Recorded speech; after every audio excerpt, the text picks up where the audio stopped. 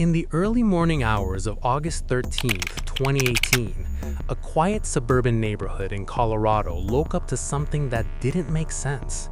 A pregnant mother had vanished. Her two little daughters were gone too.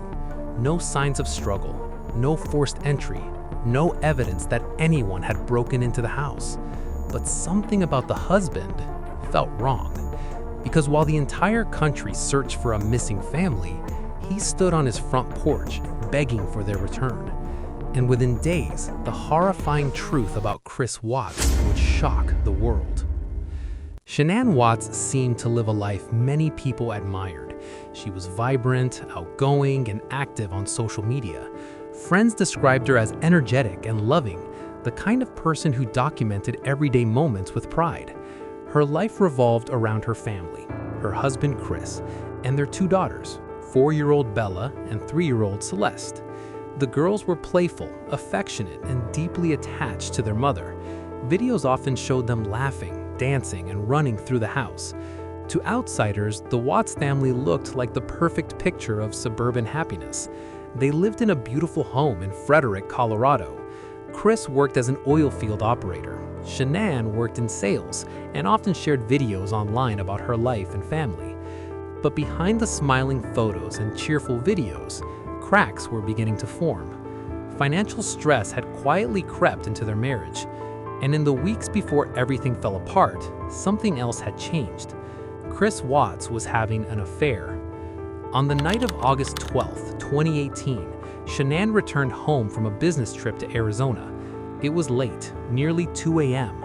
A friend dropped her off at the house and watched as she walked through the front door. Inside, Chris was waiting. What happened next would only be revealed later through chilling confessions. Investigators believe Shanann and Chris argued that night.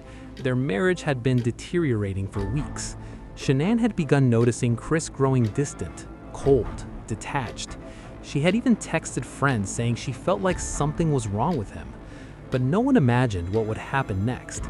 Sometime in the early morning hours, Chris Watts strangled his pregnant wife in the same home where their children slept just rooms away. But the nightmare wasn't over, because what happened next would turn the crime into one of the most disturbing family murders in modern American history. Later that morning, Shanann's close friend became worried. Shanann had missed the doctor's appointment. She wasn't answering her phone, and that wasn't like her. Concern quickly turned into alarm, so the friend drove to the Watts home and knocked on the door. No answer. Shanann's car was still in the garage, her phone was inside the house, and the children's car seats were still there. Something was very wrong. Police were called to perform a welfare check. Soon, officers were walking through the Watts family home. Chris Watts arrived shortly after. He told officers Shanann had taken the girls on a play date after an emotional conversation about their relationship. But the story didn't add up, because nothing inside the house suggested she had left willingly. Her purse was still there, her medications, her phone. It was as if she had vanished in the middle of the night. Within hours, the case turned into a full-scale missing persons investigation, and Chris Watts went on television, pleading for his family's return. Standing in front of his house, Chris Watts looked calm, too calm. "I just want them back," he said in an interview. "If they're safe right now, just come home." But investigators were already noticing something strange. His body language, his tone, his lack of urgency. Seasoned detectives began watching closely. Meanwhile, officers started reviewing surveillance footage from the neighborhood, and that's when they discovered something crucial. A neighbor's security camera had captured Chris Watts backing his work truck into the driveway early that morning, then repeatedly walking between the truck and the house, loading something. The footage didn't show exactly what he carried, but it raised serious questions. Why would someone whose family had supposedly left hours earlier be loading his truck before dawn? Investigators invited Chris Watts to the police station for a polygraph test. During the interview, he remained calm, soft-spoken, almost emotionless. Then came the test, and the results were immediate. He failed, badly. Investigators confronted him, and slowly his story began to crack. At first, Chris Watts tried to shift the blame. He claimed that Shanann had killed the children during an argument. He told investigators he walked in and found Bella and Celeste lifeless. In a rage, he said he strangled Shanann. But investigators weren't convinced. The story felt rehearsed, incomplete. Eventually, the pressure became too much, and Chris Watts confessed. The truth was even darker than anyone expected. He admitted that he had murdered Shanann. Then he placed her body in his truck. His 2 daughters were still alive in the back seat during the drive to his worksite, an oil field nearly an hour away. For nearly 45 minutes, the girls sat beside their mother's body. Then, one by one, he killed them. Bella and Celeste were placed into separate oil tanks at the worksite. Shanann was buried in a shallow grave nearby.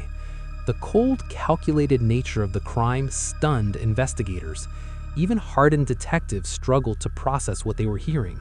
But perhaps the most haunting detail came from Chris Watts' later confession. He said Bella's final words were, "Daddy, no." Within days, Chris Watts was arrested and charged with multiple counts of murder. The evidence against him was overwhelming. Surveillance footage, GPS data from his work truck, and eventually the recovery of the bodies at the oil site. Facing the possibility of the death penalty, Chris Watts accepted a plea deal. In November 2018, he pled guilty to the murders of his pregnant wife Shanann and their 2 daughters, Bella and Celeste. He was sentenced to 5 life sentences without the possibility of parole. Today, Chris Watts sits alone in a prison cell in Wisconsin. The man who once appeared to be a quiet, ordinary father, now known as the killer who destroyed his own family. The Watts home still stands in Frederick, Colorado, a quiet house on a peaceful street. From the outside, it looks just like every other home in the neighborhood. But behind those walls, an entire family disappeared in a single night.